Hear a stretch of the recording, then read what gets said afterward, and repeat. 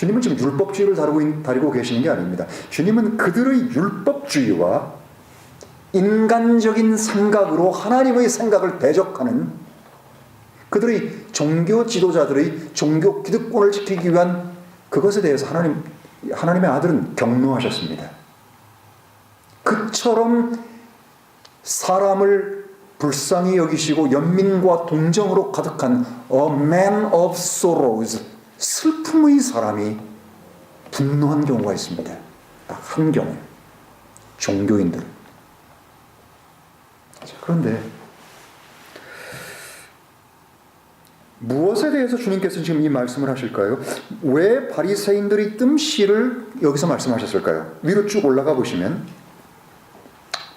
11절이 나옵니다. 10절부터 볼까요? 곧바로 제자들과 함께 배에 오르사 달마누다 지방에 들어가시니라. 11절 바리새인들이 나와서 그분과 논쟁을 시작하며 그분을 시험하여 하늘로부터 오는 표적을 구하거늘. 자, 이 문제입니다. 하늘로부터 오는 표적을 요구했습니다. The sign from heaven. 하늘로부터 오는 표적을 구하자 주님께서는 깊이 영으로 깊이 탄식하시며 말씀하시고, 우리가 다른 병행 구절들을 보면 요나의 표적 이외에는 이 음란하고 사악한 세대에게 표적을 주지 않겠다라고 말씀하시죠. 주님이 죽고 다시 부활하시는 표적 이후에는 없다는 겁니다. 자, 이렇게 말씀을 하시면서 지금 바리새인의 뜸씨를 조심하라고 얘기하고 있습니다. 바리새인의 뜸씨가 이것과 어떤 상관관계가 있을까요? 헤롯의 뜸씨는 또 무슨 상관관계가 있을까요? 사두개인의 뜸씨도 아니고 율법사의 뜸씨도 아니고 왜 갑자기 헤롯의 뜸씨가 나올까요? 헤롯의 뜸씨를 들어보셨습니까? 헤롯의 뜸씨는 여기밖에 안 나옵니다. 물론 나중에 헤롯과 빌라도가 그 전에는 원수였지만 이 사건, 예수 그리스도를 공판하는 그 사건 후에 그들은 친구가 됐다는 말이 있긴 합니다. 뭐가 헤롯의 뜸씨일까요? 생각해 봤습니다. 왜요? 저도 처음 인카운트하는 문제니까요. 왜 바리새인들이 하늘로부터 오는 표적을 구했을까요? 왜 그들이, 여러분 여기 한 곳에만 기록되어 있는 게 아닙니다. 그들은 예수를 만날 때마다 붙잡고 늘어진 유일한 게 뭐였습니까? 누구냐? 어디서 왔느냐? 표적을 보여달라. 표적을 보여달라. 이미 표적을 수도 없이 보이셨습니다. 5병이요 7병 매도 죽은 사람 살리고, 그러죠. 말할 수 없는 증거를 보이셨습니다. 물을 포도주로 바꾸고. 자, 그런데 이들은 끝없이 요구한 게 계속적으로 성이 안 찼습니다. 자기들이 원하는 게 있었습니다. 뭘 원했을까요? 천황주님 이미 교제했습니다. 메시아입니다. 바리새인들은 메시아를 갈망했습니다. 바리새인만큼 메시아를 갈망한 사람이 없습니다. 왜 그들이 메시아를 갈망했을까요? 유다교의 지상왕국 실현 때문입니다. 유다인의 지상왕국 실현 때문에 그 중심에 서 있는 종교 지도자들인 바리새인들이 그 핵심의 근간을 이루는 이스라엘이 지상의 천년왕국의 핵심적인 왕국을 통치하고 다스리고 이방인을 치리하는 이 일의 중심에 그들이 서기를 원했기 때문입니다. 희한한 것은 여러분, 이 바리새인의 이 유대인 지상왕국론이 지금도 존재하고 있다는 사실입니다. 바리새인의 유대인 지상왕국론은 중세시대를 거쳐오면서 카발리즘이라고 하는 것으로 확장됐습니다. 유대인 카발리즘이 있습니다. 시간 때문에 설명 못 드리고요. 그리고 나서 그것들이 조금 더 시간이 더 흘러서 조금 더 시간이 더 흐르면 이 카발리즘이 다른 것들로 바뀝니다. 어떤 것들로 바뀝니까?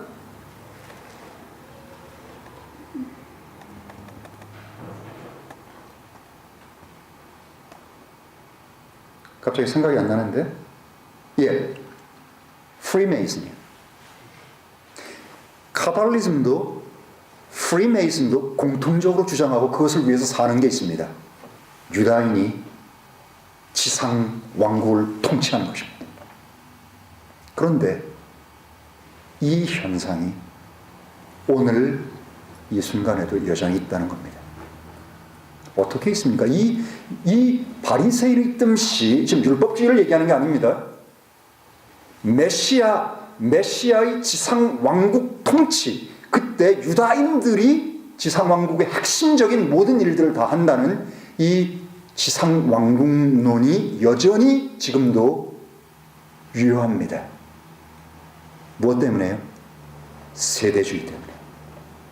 dispensationalism 때문에. 여전히 세대주의도 유다인의 지상 왕국론을 지지합니다. 희한하죠?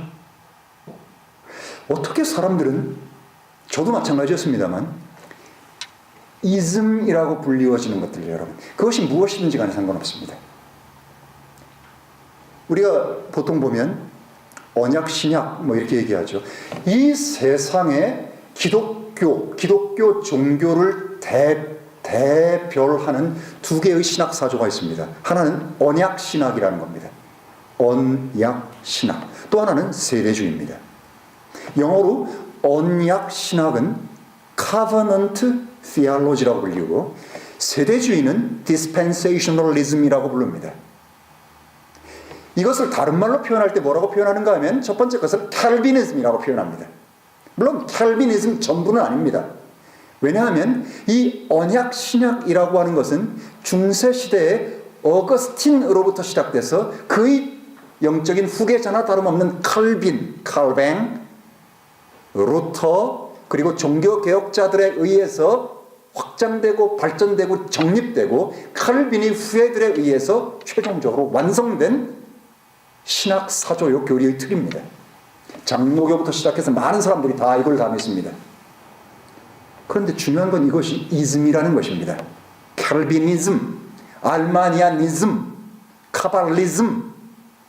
또 한 가지는 19세기 중반 이후에 브레드런을 중심으로 해서, 브레드런이 대단한 사람들입니다. 브레드런을 중심으로 해서 이 언약 신학의 모순을 파헤쳐서 이것이 잘못됐다는 것들을 신학적으로 증명하면서 만들어낸 또 하나의 신학 사조가 있었습니다. 그것은 dispensationalism입니다. 세대주의라고 해요. 제가 자꾸 이즘 얘기를 하는데 이즘 얘기하는 이유가 있습니다. 이즘이 뭡니까? 사람의 생각입니다. 사람이 어떻게 하나님의 말씀을 해석하고 이해하느냐를 신학적으로, 논리적으로 집대성해 놓은 것입니다. 그 체계입니다. 이상하게 사람들은 이즘에 약합니다. 누가 이런 신학 사조를 만들어냅니까? 영적인 천재들이 만들어냅니다. 영적 거성들이 만들어내지 저같이 시원찮은 사람이나 우리 같은 사람들은 그런 거 근처도 못 갑니다. 영적인 천재들이 만들어냅니다.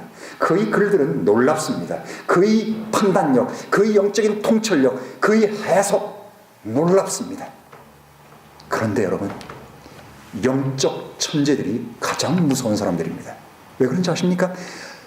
사탄은요, 우리와 같은 비실비실한 사람들을 절대로 이용하지 않습니다. 이용할 필요도 없습니다.